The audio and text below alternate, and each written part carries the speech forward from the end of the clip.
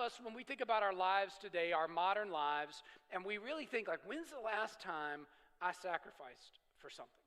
When's the last time I really gave up something that was important, or I really put myself out there to do something or to accomplish something that needed to be done? And a lot of us might struggle to do that.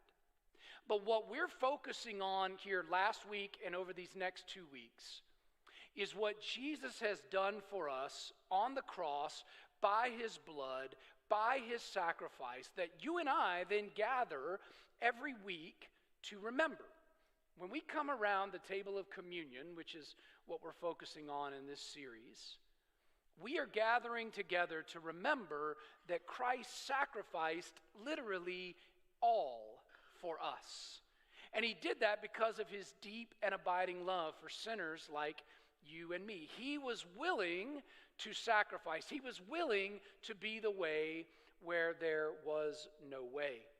And so as we look at this today, this idea of the Last Supper and what Jesus was instituting there, as a part of that, we're going to look at two particular festivals, feasts, that were a part of the Jewish tradition that were coming out, of course, of the Old Testament, that were really looking forward to who Jesus was.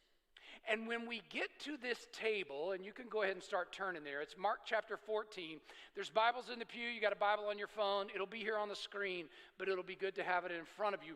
Mark chapter 14, the Last Supper, where Jesus is really making clear to his disciples, this is what I have come to do, to fulfill, to be the sacrifice, to take up the place that many of these feasts and festivals had simply been looking forward to, that we find in the Old Testament and in the Hebrew tradition.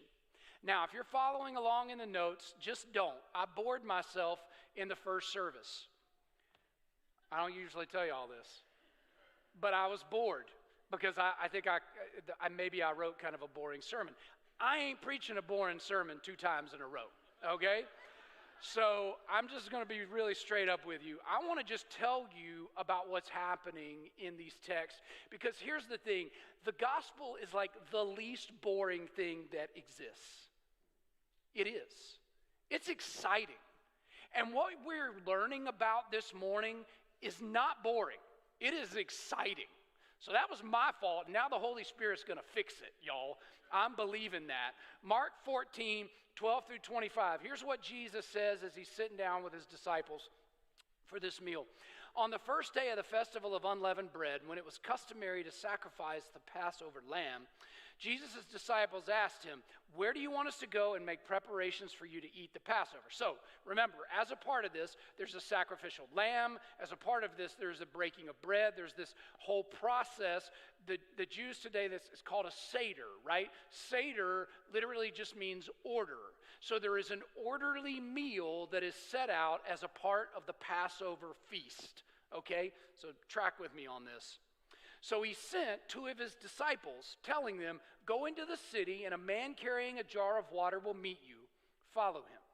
Say to the owner of the house he enters, 'The teacher asks, where is my guest room where I may eat the Passover with my disciples?'" So they're going to gather together and have this orderly meal to remember the Passover together, okay? "He will show you a large room upstairs, furnished and ready. Make preparations for us there. Make preparations for us to eat this meal there," is what he's saying. The disciples left. They went into the city, and they found things just as Jesus had told him.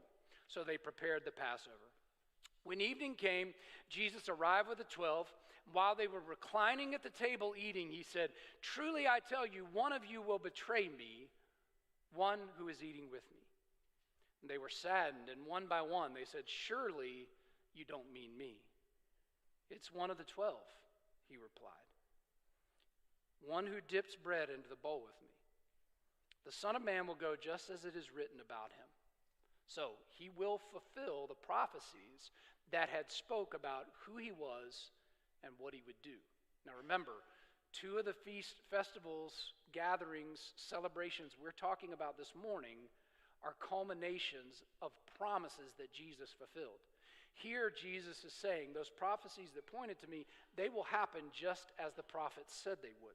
That's his point. But here's what he says about the one that would betray him. He says, "But woe to that man who betrays the Son of Man. It would be better for him if he had not been born." May it never be said of us. While they were eating, Jesus took bread, and when he had given thanks, he broke it, and he gave it to his disciples, saying, "Take it, this is my body." Then he took a cup, and when he had given thanks, he gave it to them, and they all drank from it. "This is my blood of the covenant." Notice those words. This is my blood of the covenant. This is a new covenant, a fulfillment of the old covenant, but a new covenant in the blood of Christ. He is making, stay with me, he is making a new agreement with you. A covenant is a promise. It is a commitment between two groups. And so here's what I can promise you. Jesus will keep his covenant. He will keep his promises. And he's making this commitment in this meal to his disciples, which were those disciples that were gathered with him then, and you and me today. It says, while they were eating, Jesus took the bread.